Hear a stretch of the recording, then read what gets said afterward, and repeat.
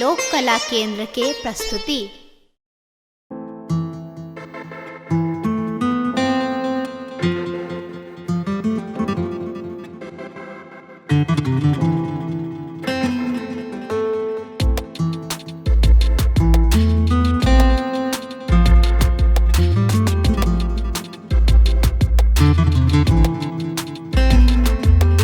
रंग केहन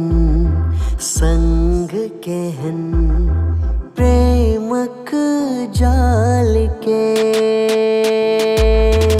ओझरा गेलो मोल केहन प्रेमक जाल के रंग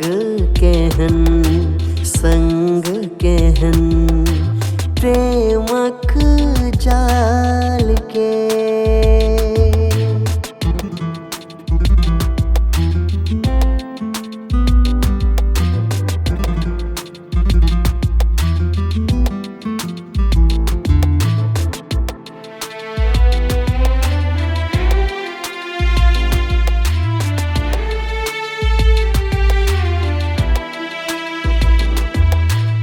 पतझड़ आयल कहन नैना बरस रहल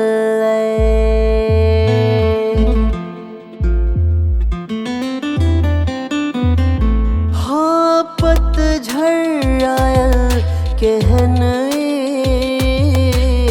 नैना बरस रहल जे बनल छल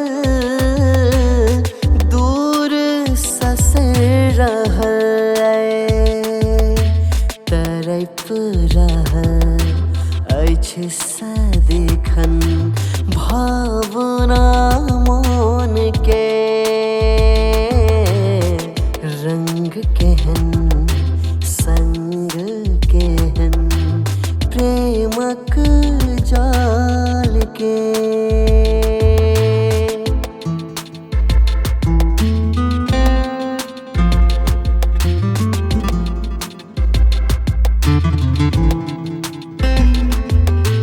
जगमग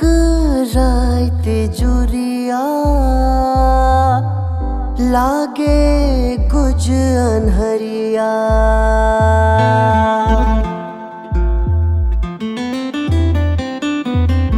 हो जगमग रात जुरिया लागे गुज अनहरिया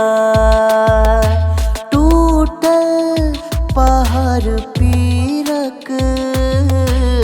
प्रेम में भेटल